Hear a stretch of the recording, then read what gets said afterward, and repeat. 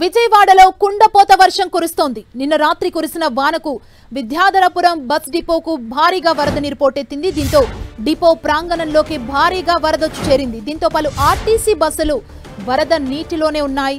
Depot నుంచి RTC బస్సులు అతి కష్టం మీద బయటకొస్తున్నాయి.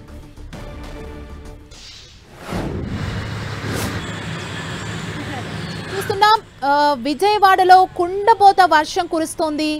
నిన్న రాత్రి కురిసిన ఈ వర్షానికి విద్యాధరపురం డిపోకు సంబంధించిన విజువల్స్ మనం చూడొచ్చు.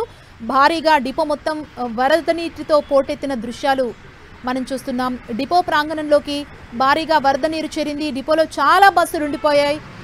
దీంతో పలు ఆర్టీసీ బస్సులు వరద నీటిలోనే ఉండిపోయాయి. ఇప్పటికి కూడా మనం చూడొచ్చు ఆ విజువల్స్ని. ఆ డిపో నుంచి ఆర్టీసీ బస్సుల్ని బయటకు తీసుకురావడం కష్టతరంగా మారింది. కొన్ని బస్సుల్ని అతి కష్టం మీద ఆ డిపో నుంచి బయటకు తీసుకొచ్చే ప్రయత్నం చేశారు. ఆ డిపో మొత్తం నదిని తలపిస్తున్న దృశ్యాలు మనం చూస్తున్నాం. ఆ డిపోలో చాలా బస్సులు నీటిలోనే ఇంకా ఉన్న సిచ్యువేషన్ మనకు కనిపిస్తుంది. విజయవాడలో నిన్న రాత్రి కురిసిన కుండపోత వర్షానికి విద్యాధరపురం బస్ డిపోకి వరద పోటెత్తింది.